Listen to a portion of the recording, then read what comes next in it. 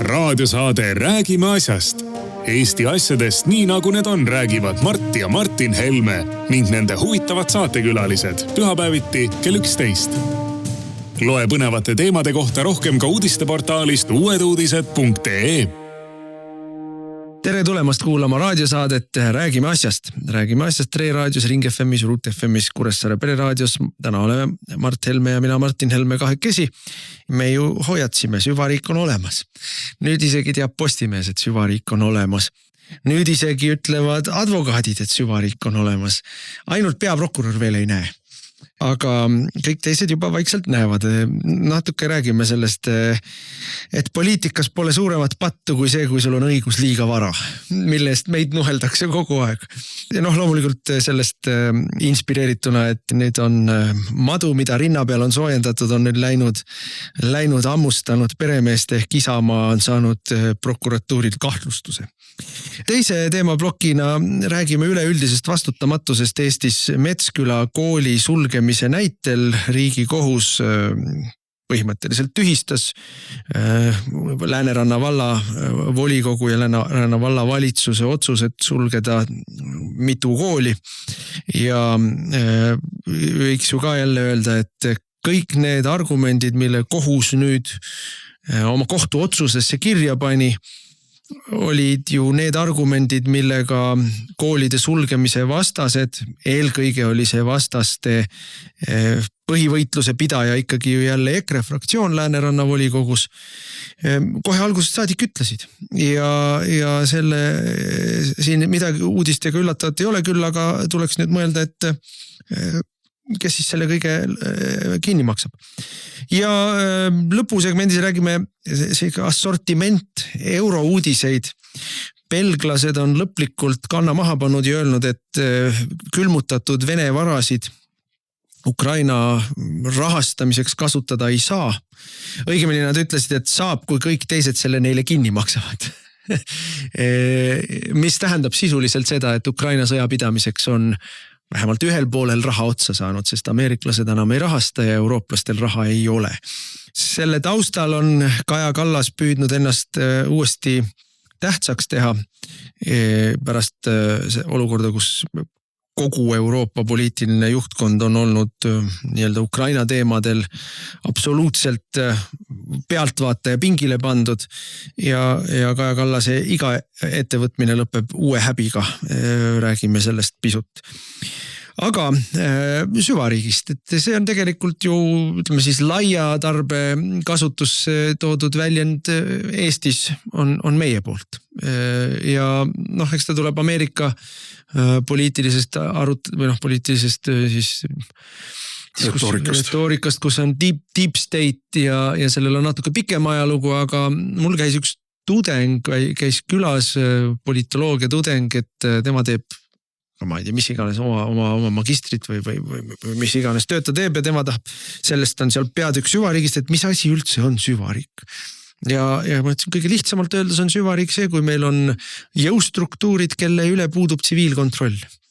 Me saame sellest aru, kui ajaloolased võib-olla mõtleme tagasi siin Napoleoni aegsesse või järgsesse perioodi või 19. sajandi Euroopa või ka Ameerika perioodi, kus oli üsna tavaline see, et sõjaväelased ütlesid, milline peaminister olema peab. Terves hulgas riikides nii käis, et nad ise ei võtnud otseselt võimu, aga ütlesid, milline peaminister olema peab ja kui palju sõjaväele raha peab andma ja mis neil parasjagu vaja on. Siis sellest ajast tekkis ikkagi arusaamine, et meil on olemas tsiviilkontroll, et need on poliitikud, kes panevad paika sõjaväelasi, mitte vastupidi. Ajaloos vana tuntud asi, Roomas tegid seda pretoriaanid, et nii ei saa käia, see ei ole toimiv demokraatia ja tsiviilvõim. See on probleem ka selles, et see ei ole stabiilne võim. Sest et iga riigi arengu jaoks on ikkagi vaja teatud stabiilsust. Aga kui sul on mingisugune jõuk inimesi, kes otsustavad, et ei, need inimesed meile ei meeldi, need me võtame nüüd maha, korraldame neile kõigepealt meedias tohutu skandaali, meie käsualused ajakirjanikud kirjutavad tohutud paskvillid kokku, missugused õudsed inimesed nad on, ma olen seda omal nahal tunda saanud, missugune õudne inimene ma olen, kui ebakultuurne, kui kasimatu suuvärgiga ja mida kõike minu kohta on kirjutatud ja räägitud. Rumalgi. Ja et tühistame selle inimese, et korraldame sellise kodanliku hukkamise, nagu vanasti oli ka selline väljend olemas. Ja siis lükkame esile teised. Me praegu näeme ju, kuidas Eestis toimub see Keskerakonna ja Isamaaga. Kuna selge on see, et Reformierakond ja tema satelliidid on vältimatult ebapopulaarsed tänu kõigele sellele esiteks saamatusele, aga teiseks ka kuritegelikule majanduse lõhkumisele. Ka korrumpeeritusele. Ja korrumpeeritusele täpselt nii. Et neid ei saa praegu hoida, lihtsalt ei ole võimalik, et ei ole väga usutav, et nad oleksid mingi 25% toetusega. Ma vahele torkan, ma ei usu ka nende praeguseid toetusprotsente, et see nii-öelda 2% Eesti 200-le on ka, ma arvan, üle hinnatud. Et nüüd lükkame esile teised, aga nende teistega on selline asi, et need teised ei saa ka hakata arvama, et nad ongi nii toredad ja armastatud, nagu nad ette kujutavad mingisuguste küsitlusnumbrite ja valimistulemuste põhjal ja seetõttu on tarvis neile näidata. Sõbrad, teie olete meie omad. Ja meie teeme teiega, mida tahame. Sisuliselt on meil süvariigi poolt sisse seatud moodne pärisorjuslik süsteem. Nad võivad teha inimestega, mida nad tahavad. Nad võivad neid sõna otseses mõttes müüa, peksta, alandada ja siis uuesti tõsta porist piedestaalile. Teevad, mida tahavad. Karistamatult, sest kontrolli nende üle ei ole. Ja see ongi süvariik. Ma isegi lähen korra ajaloos veel korra tagasi, et mäletame, milline selline raevukas reaktsioon oli liberaalses leeris, kui ma pidasin enne Riigikogu 13. koosseisus ühe sõnavõttu, kus ma nõudsin, et kohtunike pead peavad veerema. Ja ärme ole siin sinisilmsed, süvariik on suur ja lai ja sugugi mitte üksmeelne, seal on omad erinevad jõukeskused ja seal on omad erinevad rivaliteedid. Eestis me võime neid ka siin erinevalt välja tuua, eks ole, meil on kapo ja meil on välisluure ja meil on prokuratuur ja kapo ja prokuratuur on lähedamalt teevad oma vahel koostööd ja siis välisluure ja sõjaväeluure teevad oma vahel lähemalt koostööd. Ja eks neil kõigil oled oma võrgustik mõjuisikutest ja värvatud isikutest ja nii edasi. Ja nad alati sugugi mitte ei aja ühte sama asja ja lisaks sellele neil on omal kõigil peremehed. Ehk siis ka nii-öelda Eesti sees olevad tähtsad isandad, kes võivad nipsust inimestele kriminaalasju kaela tõmmata ja kõike pealt kuulata, mida nad tahavad ja nii edasi. Et ka nendel on omad omanikud või ülemused ja need ülemused on siis kuskil kaugemad, kas on Ameerika või Briti või mingi muu kolmanda või Hiina. Hiina on äärmiselt tihedalt infiltreerinud ennast lääneriikide struktuuridesse luured ja ka need rivaalitsevad oma vahel. Nii et ega süvariik ei ole mingi üks ühtne monoliitne asi, aga kõigil neil süvariiklastel on omad kohtunikud, omad ajakirjanikud, nii nagu Al Capone'il olid omad kohtunikud, prokurörid, ajakirjanikud, sest lõppkokkuvõttes väga suurt vahet ei ole. Mafia on mafia ja põhivahe on siin selles, et see süvariik ütleb, kui palju ta raha tahab saada ja parlamendi asi on see avalikkusele maha müüa või poliitikute asi ja seadusena ära vormistada. Siin on ikkagi ühine platvorm neil kõigil ja see ühine platvorm on see nii-öelda liberaalses demokraatias puutumatuteks ja realiseerimiskohustusteks kuulutatud normid. Ja nende normide hulka kuulub LGBT propaganda ja nende normide hulka kuulub rohepropaganda. Nende normide hulka kuulub loomulikult rahvusriikluse vastane propaganda. Need normid on ju, me iga päev puutume nende normidega kokku. Need on need läänelikud väärtused. Need niinimetatud euroopalikud ja läänelikud väärtused, millede vastu ei tohi kunagi kusagil sõna võtta. No kui sa võtad ikka sõna ja sead kahtluse alla Euroopa Liidu direktiivse utoopilise majanduse ja ütled, et me ei peaks seda järgima ja võib-olla me sellises olukorras, kus see ikkagi täielikult ja lõplikult tapab meie oma rahvusliku majanduse ja meie inimesed on sunnitud põgenema ilma mööda laiali ja äkki me peaksime siin kaaluma alternatiive kuni selleni välja, et Euroopa Liidust lahkuda. Jumal hoidku, seda ei tohi, see on normikuulekusest hälbimine. Seda ei tohi isegi pimedas teki all mõelda. Ja väga paljud inimesed, mis mind on alati häirinud, kogu selle diskussiooni juures esimene asi loomulikult on see, kuidas üritatakse naeruvääristada ja mõnitada. Mul on meeles, meil kõigil vast on meeles, kui koroona ajal hakkasid isegi arstid seletama, kuidas ivermektiin on mingi hobuse ussirohi. Kindlasti on võimalik sellega ka hobuse ussitõve ravida, sest et ta on parasiitide vastane ravim.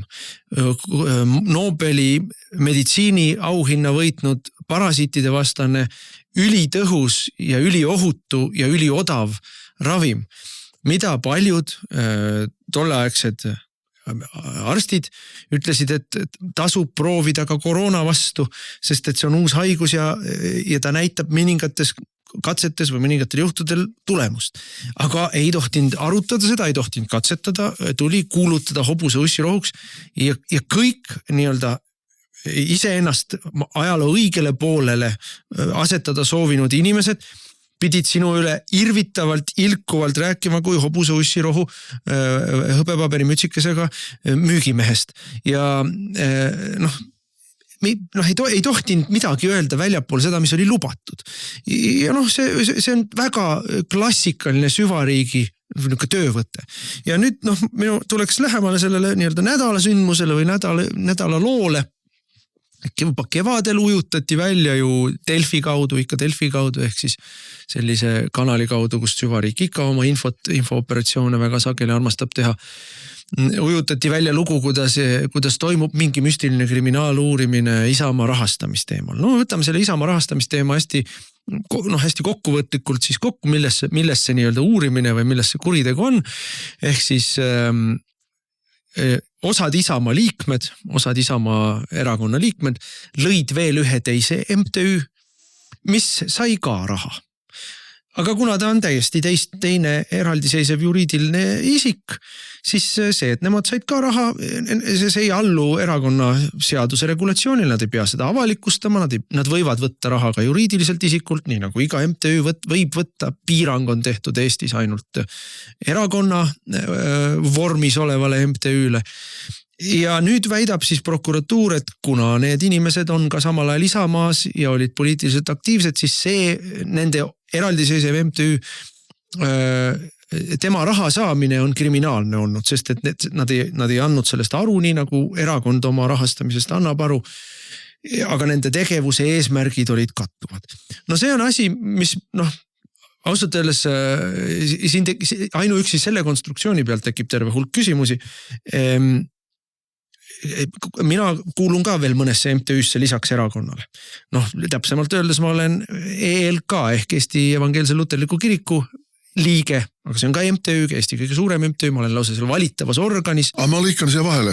Ka väga paljud, aga mitmed Luteri kirikuga seotud inimesed kandideerisid nendel valimistel.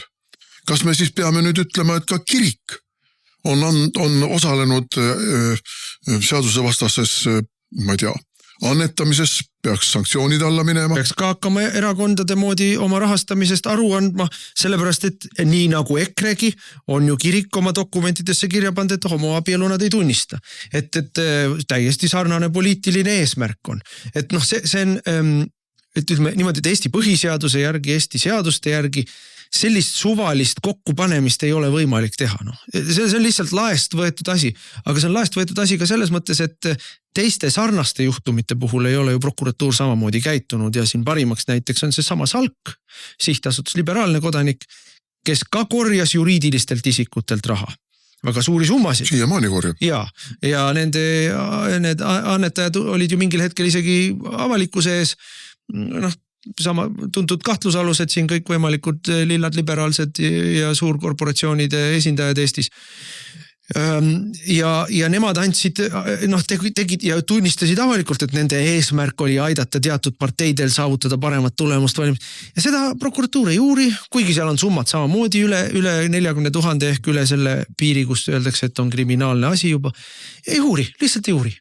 Nii et neid kohti, kus prokuratuur liberaale ei puuduta, aga konservatiive puudutab, neid kohti on nüüd oigu palju juba, aga nüüd me jõuame asja ivani. Selleni, et miks mul hetkekski ei lähe silmanurk niiskeks Isamaa pärast, sest see on nende ehitatud monstrum. Lavly Perling sai ametisse nende ajal. Nemad oleks lasknud tal edasi olla. See oli meie kategooriline ja väga raske selline vaidlus.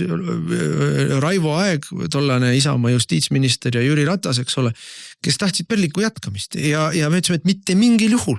Perling on absoluutselt hukka ajanud prokuratuuri ära politiseerinud, teinud sellest täieliku suvaõiguse ja poliitilise karistamise operatsiooni maksumaksja raha eest ja see tuleb kontrolli alla saada, et tuleb uus peaprokurör leida. Ja kelle me siis saime? Parmase tõi meile seesama Raivo Aeg, Isamaalane Raivo Aeg, kellega ta leppis juba Jüri Ratasega meie selja taga kokku ja siis Jüri tuli laiutas käsi, ütles, me juba leppisime kokku. Ja kuna see kaklus oli käinud juba üle umbes pool aastat, vaatasime üle, millega Parmas varem oli tegenenud, Keskerakonda ta ei sallinud, see oli tema varasematest seisukohtadest teada. Aga ühtegi sellist punast tipukest me ei leidnud, mis ütleks, et ta hakkab ka samamoodi politiseerima. Mis välja tuli? Välja tuli see, et tegemist on lihtsalt kroonilise joodikuga, kes lasi asjadel edasi minna, ehk tegelikult oli tankist, kelle ametisoleku ajal Lavly Perlingu võim prokuratuuris jätkus. Kelle otsa te nüüd isamaalased vaatate siis? Ja põhimõtteliselt Parmas ei teinud mitte midagi. Ja see oligi eesmärk, sellepärast ta sinna sokutatigi. Aga muidugi siin tuleme veel korra tagasi, mina ei ole jurist ja ausalt öeldes, kogu see juura asja mind tükati öökima, sest siin täpselt nagu mu isa ütles, et üks paragrahv tirib teise sirgeks, et kõik inimesed võivad kuuluda ja see on meil vist ka isegi põhiseadusse kirjutatud. Kõik inimesed võivad kuuluda MTÜ-desse, ehk mittetulundusühingutesse. Ma võin kuuluda ka ükskõik missuguse mittetulundusühingusse. Ka mittetulundusühingusse, mis tegeleb poliitikaga väljaspool erakonda. Võib-olla ta tegeleb välispoliitika mingisuguste analüüside ja kontseptsioonide väljatöötamisega ja ma ei tea, mingite välispoliitiliste võrgustike ülesehitamisega. Üks kama. See pole kellegi asi. See, et ma olen Eesti Konservatiivse Rahvaerakonna aseesimees selle juures, see ei puutu üldse asjasse. Ja see MTÜ võib võtta ka juriidilistelt isikutelt raha. Ja toome siia kõrvale näiteks, meil on metafooriliselt öeldes, miljon MTÜ-d, mis tegelevad LGBT ja transideoloogia ja immigratsiooniideoloogia edendamisega, puhas poliitika. Enam rohkem laetud poliitika olla ei saa. Võtavad maksumaksja raha, võtavad juriidiliste isikute raha, võtavad euroraha, võtavad eraisikute raha. Mingit aruandlust kuhugi tegema ei pea. Peale selle, et nad annavad aasta aruande ära, kust me näeme nende siis üleüldist aasta käivet ja seda, kui palju neil on inimesi tööl, kusjuures seda ei kontrollita. Ehk täpselt nii, nagu nad ise kirjutavad, täpselt nii on. Maksuamet võib-olla mingil hetkel kontrollib, aga keegi teine rohkem ei kontrolli, ega need kohturegistrid seda majandusaasta aruande sisu ei kontrolli. Nii et võivad sinna ka meile suvalisi numbreid kirjutada. Ja kas pooltes nendes LGBT ühingutes töötavad sotsiaaldemokraatliku partei liikmed. Juhatuste liikmed kattuvad, on sotsidega. Ossinovski abikaasa töötab ühes sellises. Ja just maailma parandamise MTÜ-d, mis muuhulgas saavad raha ka muidugi loomulikult ju maksumaksjalt, ehk siis kohalikest omavalitsustest läbi mingisuguste kodanikualgatuste ja riigieelarvest mingisuguste sotsiaalsete partnerite. Põhimõtteliselt võiks võtta praegu ka sotsid tõmmata, sest sotsid seda kaudu, nende liikmed on paljudes MTÜ-des, mis tegelevad väga selgelt poliitilise propaganda, poliitilise agendaga ja seda kaudu toetavad sotsiaaldemokraatlikku maailmavaadet ja sotsiaaldemokraatlikku erakonda. Aga võtamegi sotsid. Seesama Lauri Läänemets, nüüd jäi vahele korruptsioonikomisjonis käis tunnistaja, kes rääkis täpselt ära, kuidas oli. Lauri Läänemets tõi Riigikogu kantseleisse kuludokumendi, mis oli põhimõtteliselt välja mõeldud kuludokument. Ta ei olnud seda kulu tegelikult. Kelmus, sõna otse mõttes kelmus. See on kelmus ja see on puhas paragrahvi alune tegevus. Siis võttis selle raha sularahas välja, siis läks ja andis selle raha sularahas inimesele, kes tegi tööd partei heaks. Ehk siis toimus varjatud partei rahastamine, mis on ka kriminaalne asi, eks ole. Nüüd ja veel varjatud läbi kelmuse, eks ole. Aga kas prokuratuur tegeleb? Täpselt sama siis nii-öelda kelmuse jutuga ju tuli prokuratuur kallale Gert Kingole, kes ei toonud võltsitud dokumenti. Ja lasi teha kuluhüvitiste eest juriidilist nõu, mida siis prokuratuur otsustas, et see juriidiline nõu ei olnud seotud tema Riigikogu liikme kohustustega, mis on nagu lihtsalt prokuratuuri enda poolt otsustatud, et mis on ja mis ei ole Riigikogu liikme kohustus. Ja kuna see ei olnud töökohustustega seotud, siis see oligi kelmus ja kriminaalasi. Et Läänemetsal ei ole kriminaalasja algatatud, pole isegi sellist juttu räägitud. Aga Gert Kingola algatati ja tehti ka süüdimõistev otsus kohtust. No ja eelseisaval nädalal Kalle Grünthal jääb saadiku puutumatusest ilma. Täpselt samamoodi tema puhul leiti, et nüüd on ikka nii hirmus. Ma ei taha Kallet õigustada, ma ütlen, et Kalle oleks võinud muidugi natuke korrektsemalt käituda nende kütuse asjadega. Aga vanasti kõik teavad, et siis sa maksad raha tagasi. Kulla sõbrad, vähemalt pooled Riigikogu liikmed teevad seda sama, mida Kalle. Vähemalt pooled, sest nad kõikidel ei ole autosid ja kõik sõidaautodega, aga vähemalt pooled teevad seda sama, mida Kalle. Nii et ausalt öeldes, kui ikka nüüd juuksekarva lõhki ajada, siis pool Riigikogu koosseisu peaks olema pidevalt uurimise all. Aga nüüd me jõuame asja Ivani. Täpselt sama puudutab ju näiteks Kalle Laanetit, teist Kallet, kellele nõutakse ka, ma ei tea, tingimisi vanglistust ja selle eest, et ta nii-öelda korterihüvitist võttis, ta võttis siis ma nüüd päris fakti ei tea, endise elukaaslase eelmisest elust pärit lapse käest või kuidagi seda pidi ühesõnaga, ehk mitte veresugulase käest. Kes kõige lisaks on täiskasvanud inimene. Nii, ja mis seaduse mõttes ei ole siis rahapesuseaduse või korruptsioonivastase seaduse mõttes ei ole kirjas kui keelatud ring, nii-öelda oma inimestega tehingu tegemise keelatud ring. Aga tema puhul leiti, et ta oleks pidanud teadma seda, et ta oleks pidanud arvestama sellega ja et nii ei oleks tohtinud teha ja ka prokuratuur teadis seda, ma ei tea, 10 aastat, kõik teadsid seda, kantselei teadis seda, kõik teadsid seda. Ja kindlasti ei ole Kalle Laanet ainus inimene, kes on umbes samal tasemel lähedase inimese käest korterit kuluhüvitisega üürinud.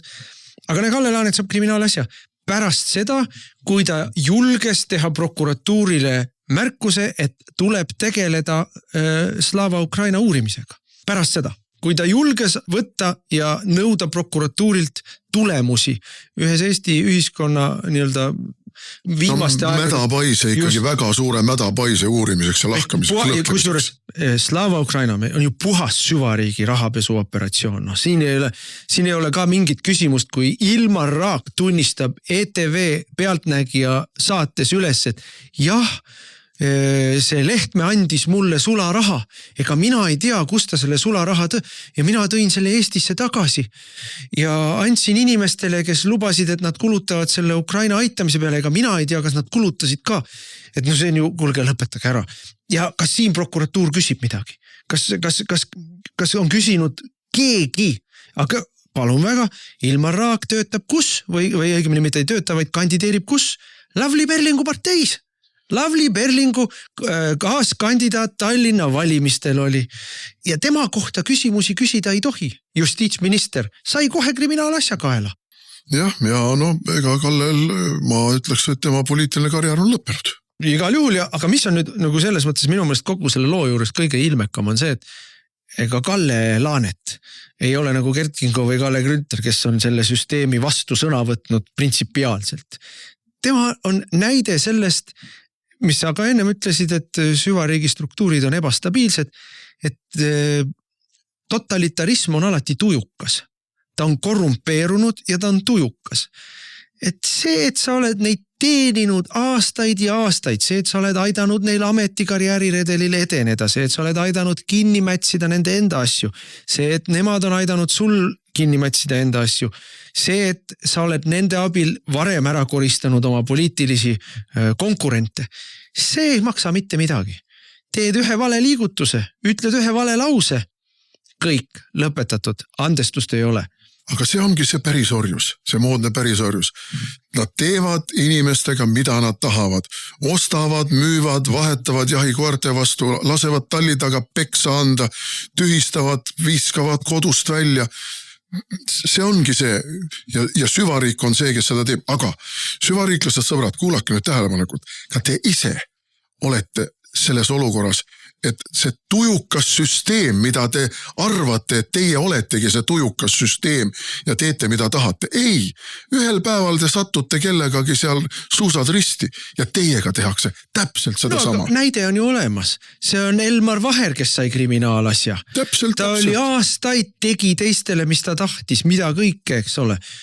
Aga ühel hetkel kellelgi oli vaja tast mingil moel lahti saada ju täiesti, ütleme niimoodi, et tavalises mõõtmes ikkagi pastakast imetud looga tõmmati ta letti koos oma sõbraga, kelle nime ma ei suuda praegu öelda. No seal oli neid kokku 3. Ja... Kabajantsikuid oli teisi, kes see teine kabajantsik oli veel räpasem tüüp, aga ma ei suuda ta nime praegu öelda. Heldna. Jah, just täpselt. Aga ma selle Isamaa ja Keskerakonna puhul ütleks ikkagi niimoodi, et ma olen seda ükskord juba öelnud siin saates ka, aga ma kordan veel kord üle, kordamine on tarkuse ema. Neid pannakse praegu paika. Ja paika pannakse, Isamaa pannakse paika just nimelt Parvel Pruunsilla kaudu. Et keegi ei kujutaks ette, ei Isamaa ladvikus ega ka Parvel Pruunsild ise, et meil on nii palju raha, me oleme sõltumatud, meie peale ei hakka kellegi ammas. Ei sõbrad, ei maksa te kinni süvariiki, ei maksa siin need Big Banki miljonid või 10 miljonid, mitte midagi. Meie otsustame. Kui sina, Pruunsild, arvad, et sa oled nii rikas, et sa võid kõiki kokku osta ja kõike mõjutada ja Eesti poliitikas jõujooned paika panna, siis me teeme sulle, nagu eesti keeles öeldakse, lihtsalt ärtust ära. Ja Keskerakonna puhul niisamuti. Besseedin visati letti. Te olete nii ja nii palju Besseedinile raha andnud. Mõelge nüüd sügavalt järele. Kas te kuulate sõna või ei kuula? Ja niipea, kui selgub, et te ikkagi otsustate mitte sõna kuulata, nii hakkavad need Besseedine raha asjad liikuma, lähete uuesti kohtu alla, mõistetakse keegi teist trellide taha, erakond läheb veel sundlikvideerimisele, kui korduvalt kriminaalselt karistatud ja istute nagu miilenkid meil õnge otsas. Aga ma tulen selle juurde tagasi, et süvariik ei ole üks ja ühtne asi. Kõik on kellegi omad. Ja kui neil ei lubata järgi anda, kui neil ei lubata alla... Kui on teine ja võimsam aru. No just nimelt, kui teised ütlevad, et praegu tuleb see lahing maha pidada. Sest mina olen ka suhelnud ju nii Reinsalu kui Kõlvarti kui mõlema partei erinevate väikse ringi inimestega ja tegelikult juba mõnda aega kõik ütlevad seda, et nii ei saa jätkuda. See Reformierakonna terror koos selle, ütleme siis kogu ühe osaga süvariigist kapo või prokuratuur, et kui me ühel hetkel siin kanda maha ei pane, siis meist kõigist jääb lõpuks järgi märgplekk, et kuskil tuleb see lahing maha pidada. Et selles lahingus lihtsalt, kui meid kõrvale jätta, kes me algusest saadik oleme ühte sama juttu ajanud ja ühte sama sirget joont hoidnud, selles lahingus ei pruugigi olla häid. Et seal ongi vastamisi, ongi kõik ainult räpased võtted ja räpased tüübid. Ma tuletan sellega, seos ma ei mäleta, kas ma olen seda siin saates rääkinud või mitte, aga 2022. aastal, kui oli siis meie valitsus oli juba maha kukkunud ja siis oli õhus mitu korda variant, et teeme tagasi vana hea EKREIKE. Ja mina ütlesin, et hea meelega, aga mul on üks lihtne tingimus, et Jüri Ratas uuesti peaministriks ei saa, et see, mismoodi tema meilt vaiba alt ära tõmbas, mismoodi tema meie nii-öelda Läksime laiali selle jutuga, et kiireid ja ootamatuid liigutusi ei teel, vaatame kuhu asi läheb, hommikul ma teen telefoni lahti, vaatan valitsus laiali läinud. Et mina ei ole nõus, et tema uuesti peaministriks saab, et kas keegi teine Keskerakonnast või kuidas iganes ja üleüldiselt võiks selle peaministri koha võtta meie erakond sellisel juhul, kui nemad ei saa.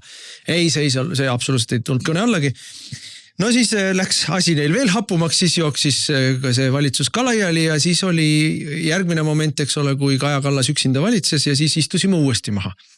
Ja ma ütlesin, et okei, et peaministri kohta ma ei nõua, teeme selle kuidagi, mõtleme välja, mis me saame ja teeme, aga ma nõuan seda, et 5 pead peavad veerema. Kapojuht, välisluurejuht, riigisekretär, peaprokurör ja kaitseväe juhataja Herem. Et nende inimeste alles jättes me lihtsalt läheme uuesti ennast hakkliha masinasse laskma, et need tuleb välja vahetada. No lihtsalt tagurdati toast välja ja öeldi, Martin, sa oled hull. No Martin on jätkuvalt hull, Martin ei ole nõus minema niimoodi valitsusse, et sa elad nende jupijumalate armust. Nemad peavad meid kartma, mitte meie neid. No aga küsime nüüd siis, aega on läinud nüüd päris kenasti juba mitu aastat sellest ajast, kui meid sunniti valitsusest lahkuma. Kuhu siis Eesti on jõudnud? Ja kuhu on Eesti jõudnud? Totaalsesse kriisi. Kõik on kriisis. Absoluutselt kõik on kriisis. Ja tegelikult lõppu ei ole näha. Nii et tulles korra tagasi veel ka päevapoliitika juurde, siis ma olen väga heal arvamisel uuest Tallinna linnapea kandidaatist Peeter Raudsepast, väga tublit tööd tegi Konjunktuuriinstituudi direktorina. Aga ma olen sõna otseses mõttes irooniliselt irvitan selle üle, kuidas linnapea kandidaat Urmas Reinsalu viskas püssi põõsasse ja kuidas linnapea kandidaat Mihhail Kõlvart viskas püssi põõsasse. Kumbki vastutust võtta ei taha. Aga mida te sebisite seal siis linnapea kandidaatidena, tagusite vastu rinda, ummikust välja ja vajab muutust ja, sest et vaadake, Peeter Raudsepp võib olla väga tubli inimene ja tõenäoliselt ongi väga tubli inimene, aga tal ei ole mingisugust valija volitust, mitte kõige vähematki. Ta ei kandideerinud, ta on sisuliselt teie mõlema tankist. Ja loomulikult see tähendab seda, et tema individuaalne mänguruum Tallinna linnapeana saab olema täiesti sõltuv sellest, mida teie kahekesi kokku lepite ja missuguse fakti ette teda panete. Ja selles mõttes on mul Peeter Raudsepast lihtsalt kahju. No temal on 0 häält, teistel on tuhandetes ja poliitikas see ongi argument. Raadiosaade Räägime asjast.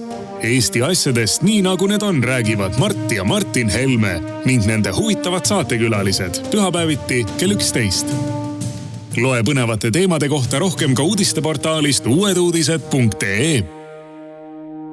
Aga lähme siit edasi teise teema juurde ja see on seesama Metsküla teema, mis haakub selle soovimatusega vastutada, mida minu meelest ka Tallinna linnavõimu juures me näeme, et ma ka nagu iseenesest poliittehnoloogiliselt on Isamaa ju teinud kavala lükke, et toonud ühe populaarse ja üldiselt ka tuntud nime poliitikasse enda frantsiisi alla, enda kaubamärgi alla ja töötab teda üles Riigikogu valimisteks.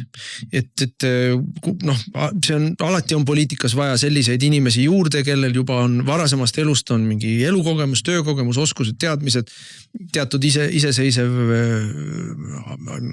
autoriteet. Et see kõik on, me kõik partei juhtkonnad nuputame, kuidas niisuguseid inimesi poliitikasse meelitada, sest et nendel inimestel tavaliselt ei ole erilist motivatsiooni poliitikasse tulla ja siis me oleme tagasi seal, kus on Reformierakond, et broileri farm, eks ole. No Raudsepa puhul on muidugi ilmselt see, et nagu ma lugesin, kibestunud Jürgen Ligi kirjutas, kuidas ega Raudsepal polnudki muud valikut, sest riik oleks oma tellimustest Konjunktuuriinstituudile kohe loobunud. Ehk teiste sõnadega Konjunktuuriinstituut oleks jäänud virelema mingite sandikopikate peale ja juhuslike lepingute peale ja selge see, siis tulid Reinsalu ja Kõlvart, kes ütlesid, et aga ära muretse üldse, tule meile linnapeaks, aga sinu Konjunktuuriinstituut hakkab saama Tallinna linnalt tellimusi. Ja ma olen kindel, et kui me aasta pärast vaatame, siis ongi Tallinna linnalt tellimusi saanud. no kõigil on vaja konjunktuuri uurida. Ega siis spidomeeter ei ole selles süüdi, kas ta näitab palju või vähe, ta lihtsalt ütleb, kas sa sõidad kiiresti või aeglaselt. Aga selle jah, põhiiva siin ei ole mitte Raudsepa figuur, mis on, ma ütlen veel kord, et milline partei ei oleks tahtnud. Aga põhiiva on ikkagi see, et valimistel poliitikud küsivad mandaati valijatelt ja mandaati mõõdetakse häältes. Ja nii nagu Kaja Kallasel ei olnud mandaati teha automaksu või tõsta käibemaksu, tulumaksu, aktsiisimaksu. Nii nagu Kaja Kallasel ei olnud mandaati rüvetada abielu ehk teha nii-öelda homoabielu, sest et ta valijatele ennem valimisi kinnitas, et ta ei tee seda, lugege huultelt. Tal ei olnud mandaati seda teha, temale anti mandaat sellepärast, et kindlates kätes Eesti. Et valitses pärast ilma mandaadita ja sinna on läinud see Reformierakonna toetusprotsent ja mina ikkagi vanamoodsa inimesena arvan, et see mandaadi küsimus on ka legitiimsuse küsimus ja legitiimsuse küsimus lõppkokkuvõttes on see, ilma selleta ei ole võimalik ühiskonda valitseda. See lihtsalt, et sellisel juhul on, palju on Eestis niisuguseid väikseid valdasid, kuhu palgatakse nii-öelda managerina vallavanema. Kohalikus vallas lihtsalt ei ole kedagi, kes väga tahaks seda tööd teha või ka oskaks seda tööd teha või kellel oleks koha peal see kohalike otsustajate toetus olema. Võetakse kuskilt maakonna teisest otsast mõni inimene, kes selle nii-öelda manageerimisega hakkama saab. Väikses vallas võid sa seda teha, aga suures Tallinna linnas ma pean seda väga riskantseks asjaks. Aga väikse valla juurde minnes siis Metsküla kool, Lääneranna vald on Eesti üks suuremaid valdasid, kui territooriumit lugeda. Mandri-Eesti teiseks suurima territooriumiga umbes või igal juhul seal päris ees otsas. Aga rahvaarv on tal juba hoolimata suurest haldusreformist ammu alla 5000 kukkunud.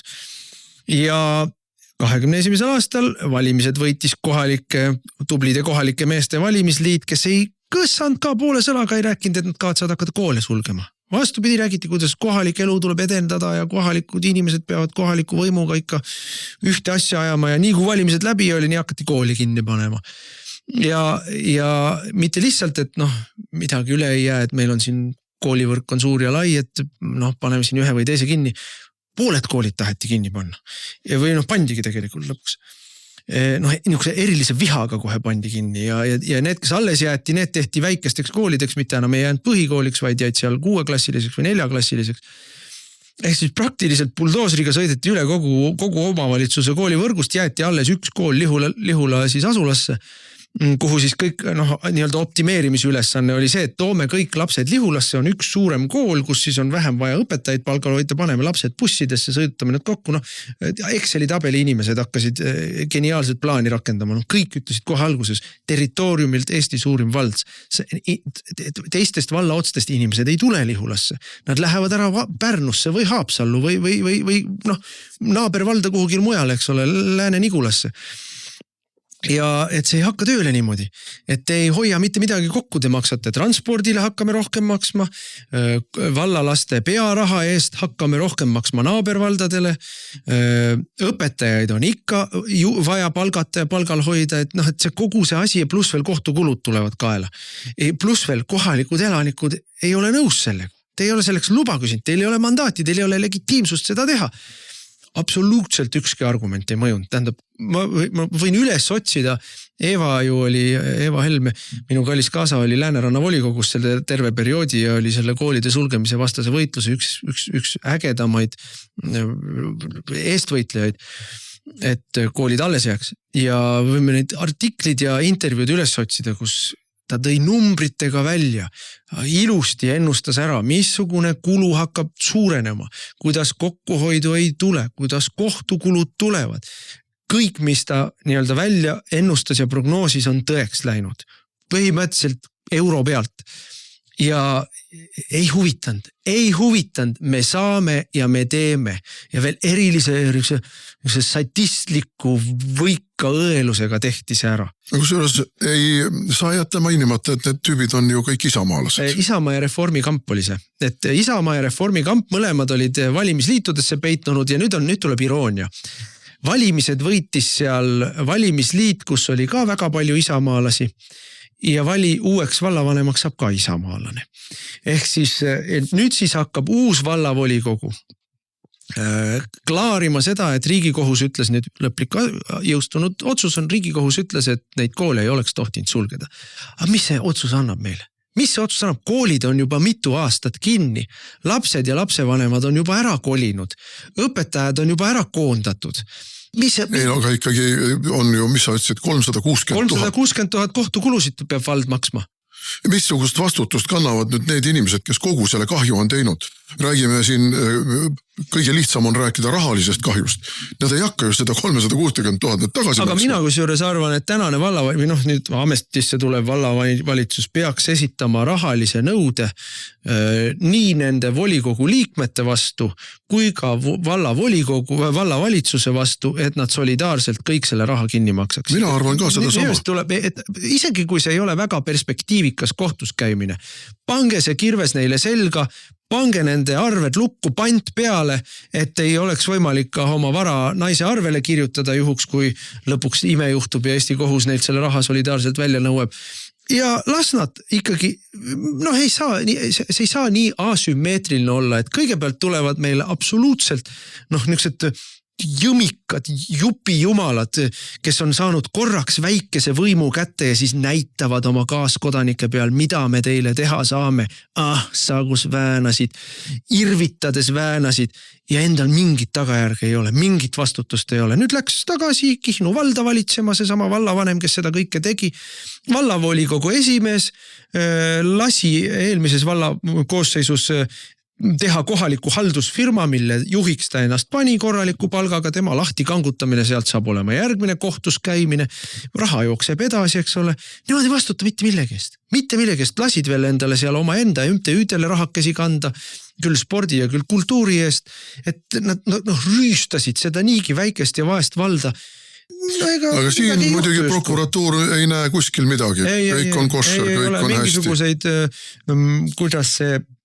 kuidas see paragrahv 300 või 301 meil on keelatud toiming või toimingupiirang. Toimingupiirang, just.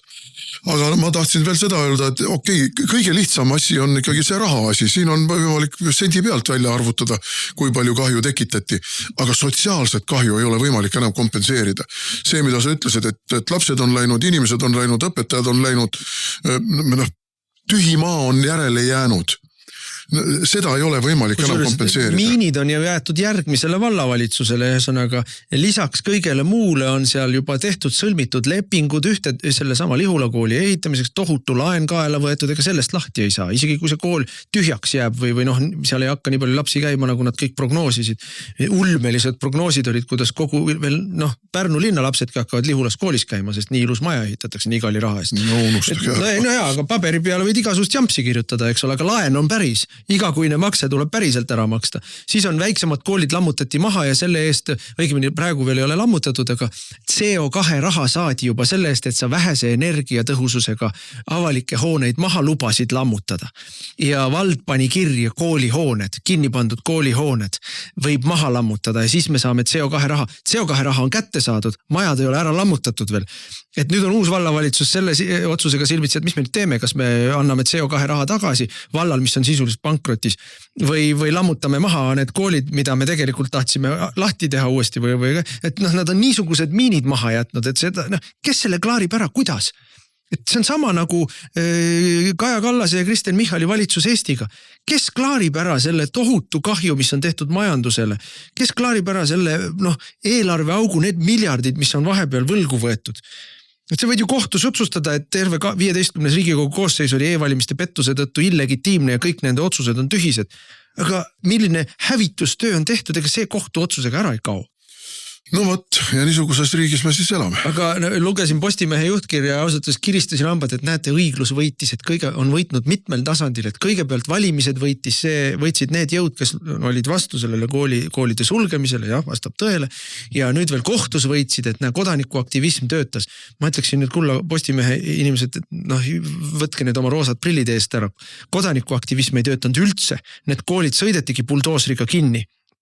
üks kool siis muudeti ümber erakooliks, muuhulgas Parvel Pruunsild aitas seda erakooli rahastada.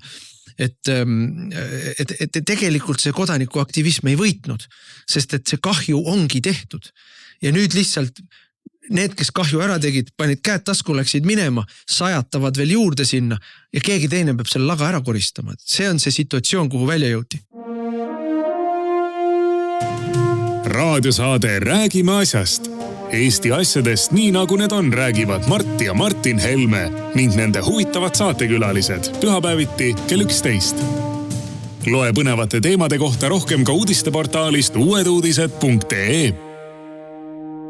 Vahetame nüüd teemat ja lähme välismaale. Kõik me teame, kui Eesti peavoolumeediat lugeda, mina õnneks ei loe. Tegelikult just tunnistasin, et olin Postimehed vahepeal loe.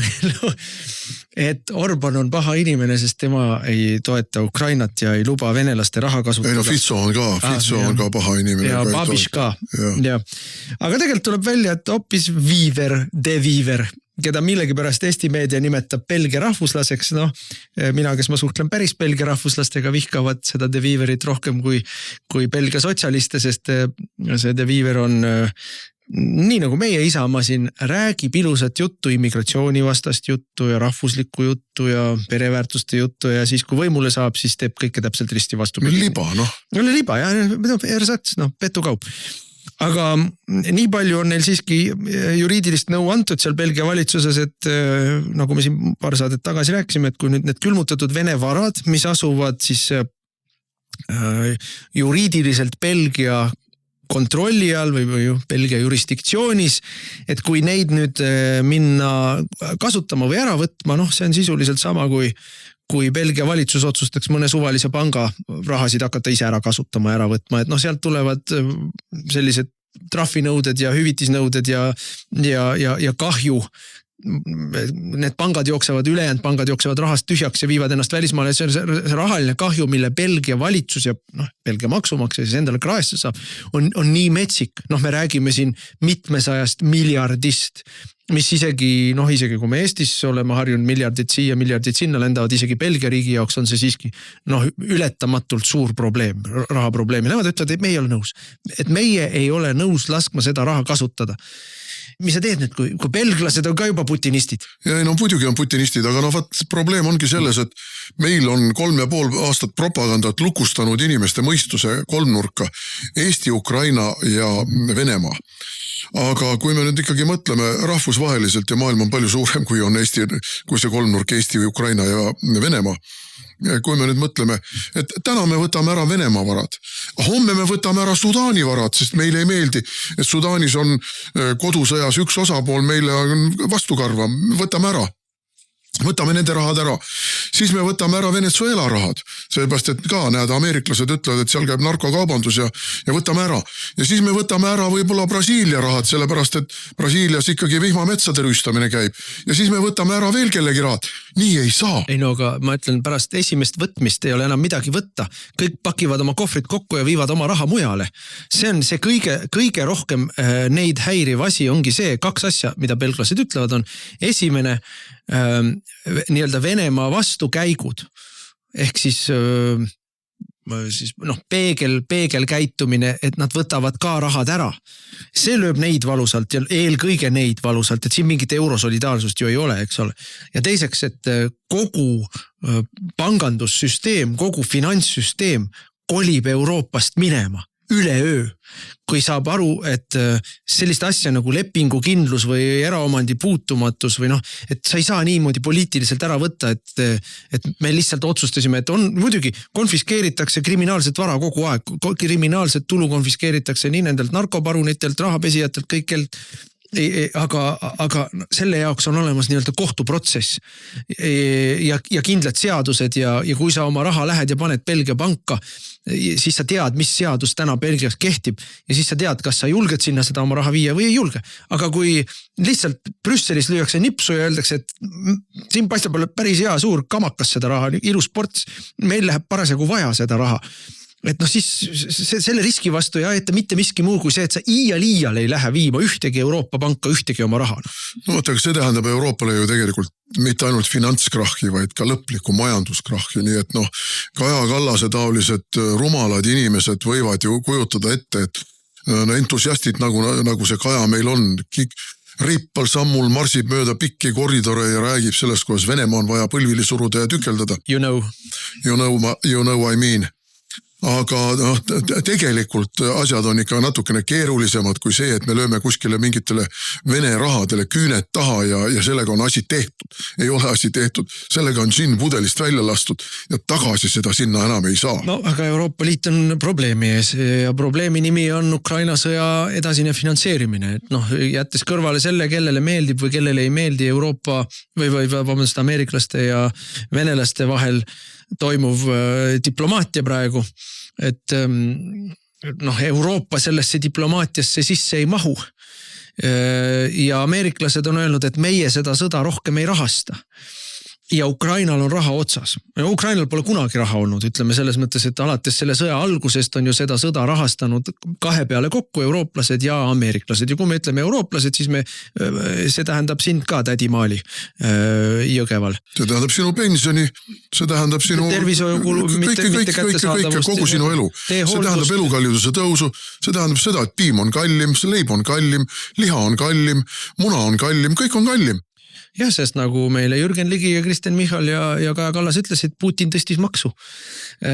Kahjuks on Putin eriti jõel Eesti vastu olnud, ta ei ole maksu tõstnud Lätis ega ka Soomes, vastupidi Soome ja Läti on oma käibemaksu majanduse elavdamiseks alandanud ja Putin seal langetas maksu, aga Eestis ta tõstis, nii et ma ei tea, millega on küll Kaja Kallas ja Kristen Michal Putini nii välja vihastanud. Soomest rääkides, Soomes on täiesti tõsiselt arutatakse selle üle, kas me ei peaks tegema mingeid leevendusi idapiiri ületamise suhtes, sellepärast, et seal majandus ja ettevõtlus lihtsalt sureb.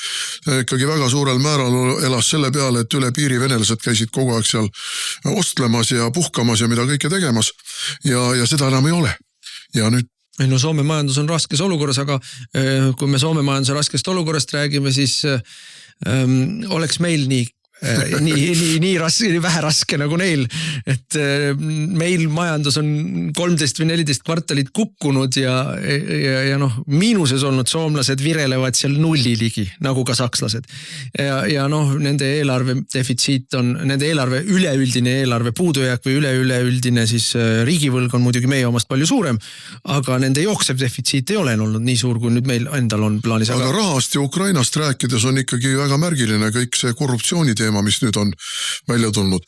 Me ju teadsime ammu juba, et Ukrainas on metsik korruptsioon ja ma võin meenutada seda aega, kui ma käisin välisministeeriumi ametnikuna 90. aastate keskel Ukrainas ja ma olen seda siin saates ka mõned korrad maininud ja kui Ukrainas pakuti mulle praktiliselt kõike, no sõna otsa mõttes nööp nõelast sõjalaevani, et lubati transportida ka kohale, ainult ostke. Aga loomulikult raha ei oleks läinud mitte sellele firmale või Ukraina riigile, vaid raha oleks läinud nendele, kes oleks mulle transportinud selle siia. Et no, ma juba siis nägin, et no, see on tohutu varastamise riik. Riik, kus kõik varastavad. No riik, kus kõik varastavad, nüüd tuleb välja, et varastasid ka oma sõdurite tagant. Varastasid oma puruks pommitatud ja haavata saanud laste ja naiste tagant. Need samad Jermakid ja muud tegelased, kes tagusid vastu rinda ja laulsid Ukraina hümni, nad kõik varastasid. No ja, aga minu meelest on siin väga märgiline see, et nädal aega käis mingi tohutu selline diplomaatiline virvar, eurooplased minu meelest ennast alandades võtsid iga päev mingi uue koosoleku kokku, kus nad sedastasid, et ilma meieta ei tohi asju kokku leppida. Ja lõppes see asi sellega, et nädala lõpus kurtsid Euroopa diplomaadid, et see on täiesti ennekuulmatu. Ukrainlased, venelased ja ameeriklased räägivad nii, et nad isegi ei näita veel mustand paberit, mida nad kokku on leppinud. Et me ei tea mitte midagi, mis nad kokku leppivad. Ja minu meelest on see mitte ennekuulmatu, vaid täpselt nii nagu Trump ikka asju ajab, et ühe korra proovis heaga, nii-öelda Zelenskiga heaga, ütles ma proovin säilitada sulle su riigi. Ja Zelenski jooksis kohe eurooplaste juurde, lekitas plaanid ära, eurooplased keerasid asja tuksi. Eelkõige siis britid. Ja teist korda ei tee seda enam, pole vaja kaasata neid. ja noh, praegu on see minu meelest noh, nii kohutavalt halastamatult selgeks on, kui armetus majanduslikus, sõjalises ja diplomaatilises positsioonis on Euroopa. Et nendel mitte isegi, et nendel lihtsalt ei küsita enam midagi, neil isegi ei öelda enam mitte midagi. Ja noh, selles kontekstis Kaja Kallas võtab kokku mingeid välisministreid ja teeb seal mingisuguseid avaldusi, mis on Euroopa punased jooned. Noh, asutas lihtsalt absoluutselt mitte kedagi ei huvita. Ei huvita ei venelasi, ukrainlasi, ameeriklasi, hiinlasi. Ei huvita lihtsalt ja tegelikult ei huvita enam teisi eurooplasigi, sest et eurooplased ei jõua omavahel kokkuleppe, mis siis see on, mis nende punased jooned on. No üks inimene, kellele tuleb ikka hästi suur tänu jutumärkides kõige selle eest anda on Kaja Kallas. Kaja Kallas oma harimatuses, oma rumaluses, oma suupruukimises on suuresti kaasa aidanud sellele, et Euroopast minnakse lihtsalt mööda. Et kedagi ei huvita enam. No kui Kaja Kallas jälle lapsusega hakkama sai teatades, et viimase 100 aasta jooksul ei ole keegi Venemaad rünnanud, no ei tea, mida siis, mis see teine maailmasõda oli. Ega operatsioon Barbarossa, Kaja, kas sulle tuleb tuttav sõnapaar operatsioon Barbarossa, mis tähendas seda, et Natsi-Saksamaa alustas 22. juunil kallale tungi Nõukogude Venemaale. Ei tunginud kallale, ei keegi ei ole rünnanud Venemaad.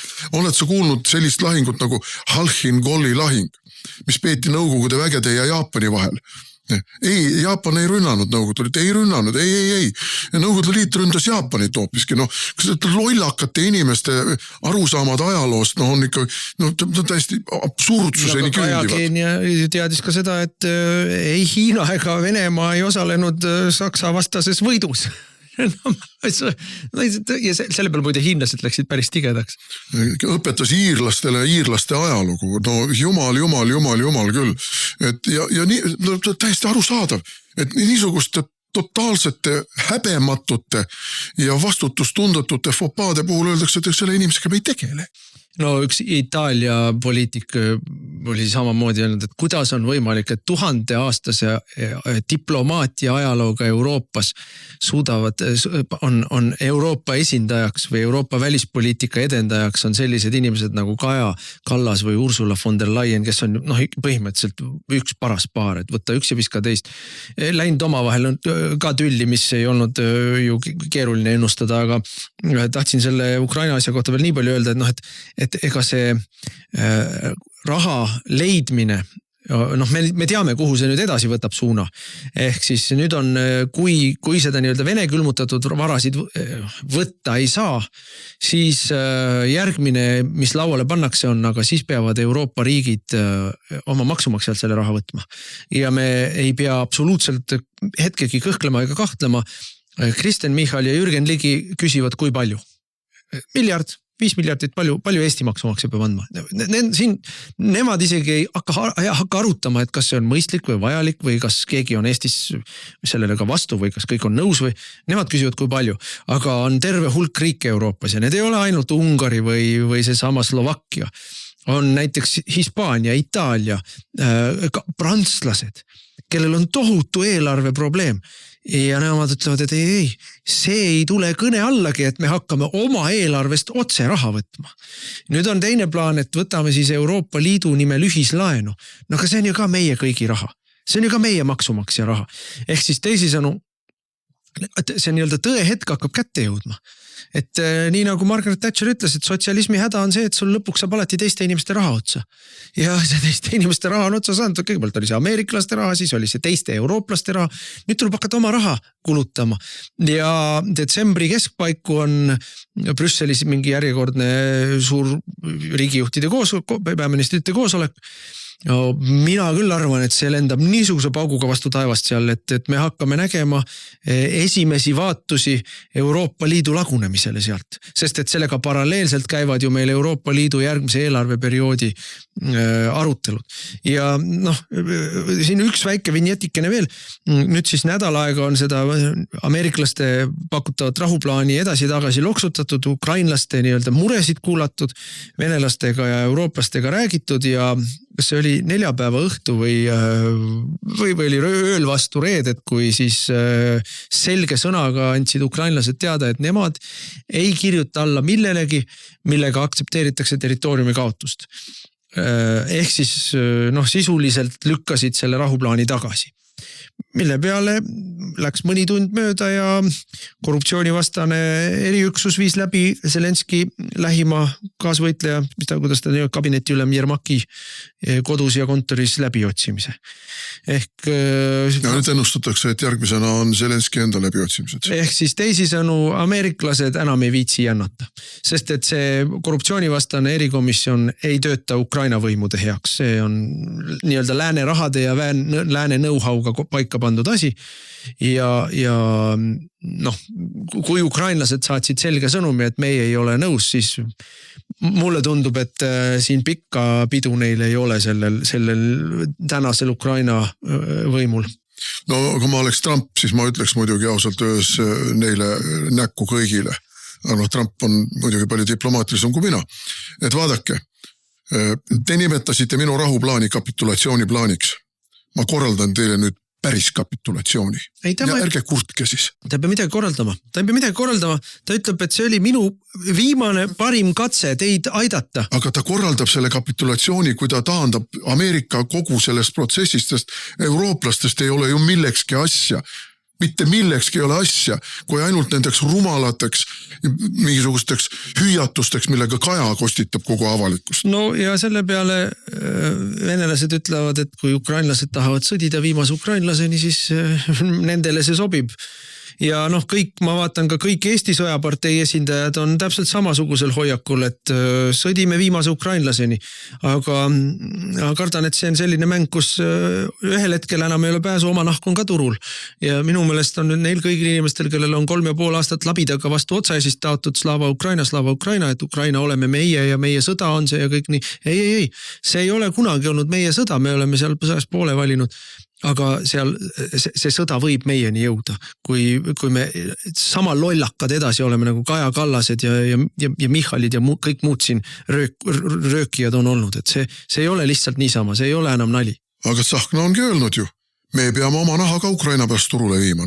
Palun väga. Eesti rahva otsustada nüüd, kas ta toetab neid naha turule viijaid või ei toeta. Meie igatahes ei taha Eesti nahka turule viia, meie tahame Eesti hoida sõjast väljas ja see on väga lihtne arusaamine meil asjadest. Aga saateaeg sai otsa, eks jõuame neid asju arutada tulevikuski. Kena talve jätku. Raadiosaade Räägime asjast. Eesti asjadest nii nagu need on, räägivad Mart ja Martin Helme ning nende huvitavad saatekülalised pühapäeviti kell 11. Loe põnevate teemade kohta rohkem ka uudisteportaalist uueduudised.ee.